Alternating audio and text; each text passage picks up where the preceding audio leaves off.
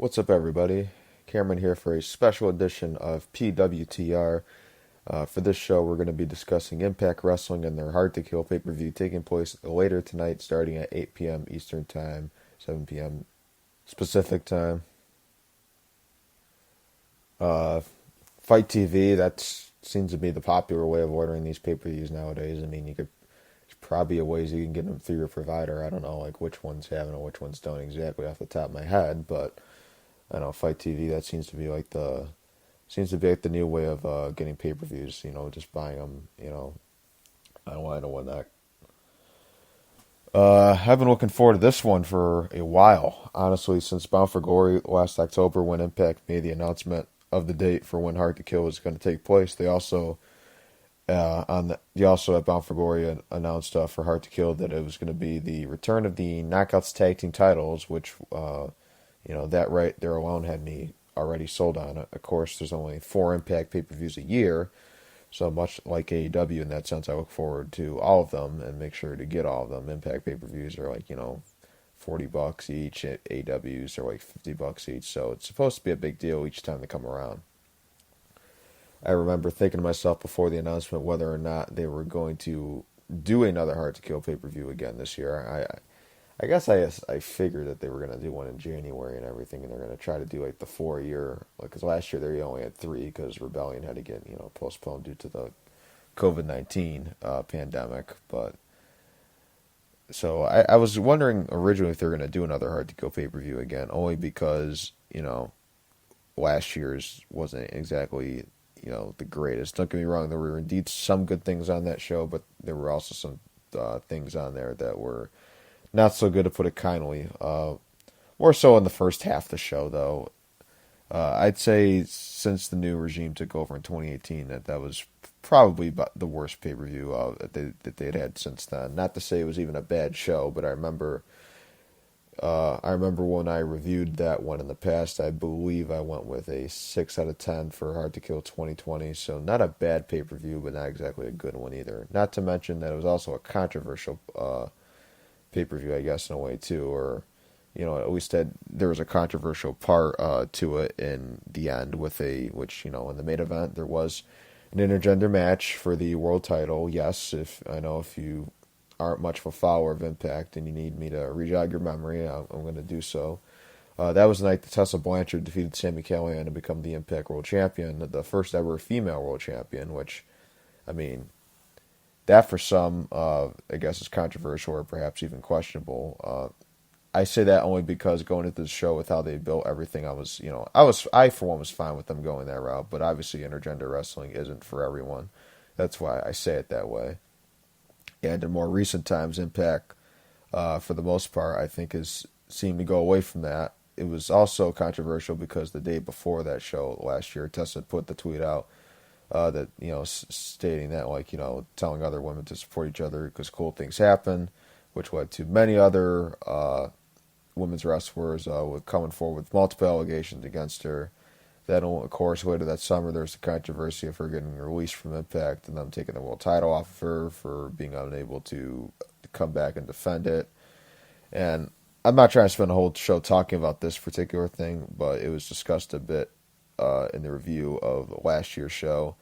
I'm just trying to look back at what we had for Hard to Kill 2020, and then I'm going to look forward to what we have lined up for Hard to Kill 2021.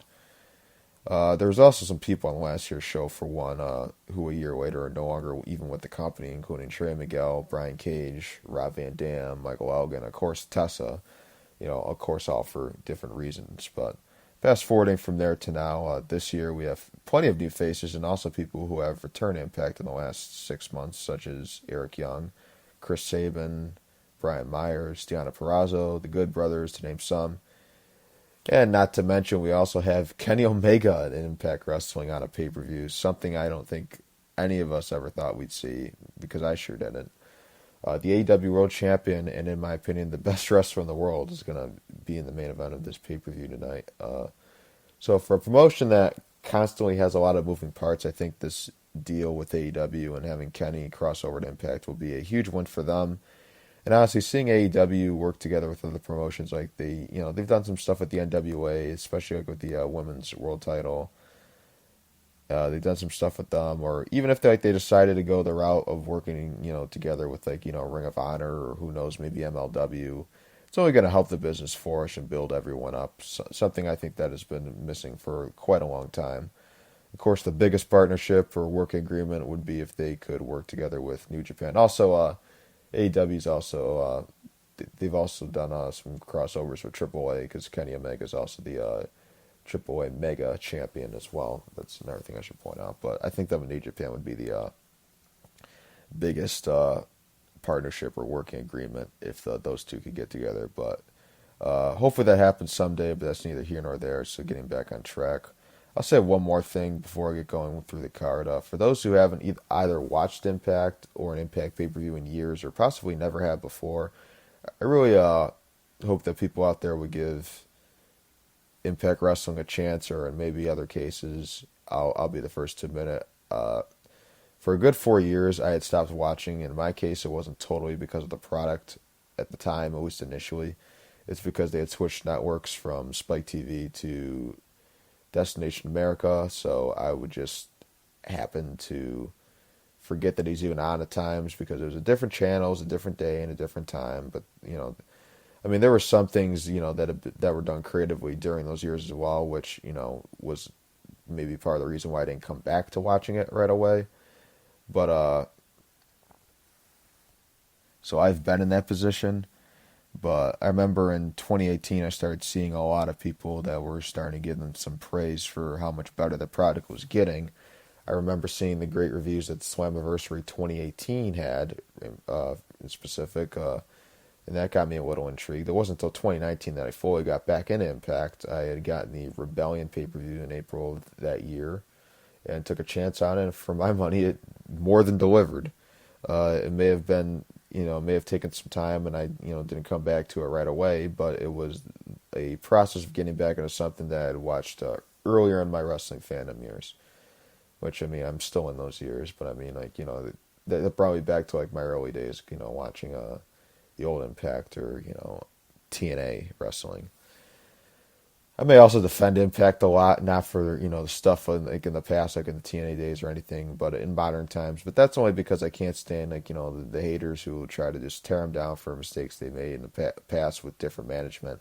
Like there's legit people who want them to fail, and I just hate that. Like I don't understand why anyone would want like a wrestling company like to fail or go under or anything like that. It's like the wrestling business needs Impact. They need AEW. They need WWE. They need Ring of Honor. They need any promotion out there. Like we need like the independent scene. Like we need all this in order for the business to flourish. Because the wrestlers got to be able to make a living themselves. And I mean it's all for our entertainment at the end of the day. So I feel like the more wrestling, the better. And I mean, I'll also say this: if you decide to get this pay-per-view tonight, and it's up to Impact to come through and deliver, of course. But all I ask is that if you do get it, whether it's for Kenny or whether you're just trying to give Impact a shot or whatever the reason is, I just hope that and all I would ask is for you to just give them the benefit of the doubt, in fairness.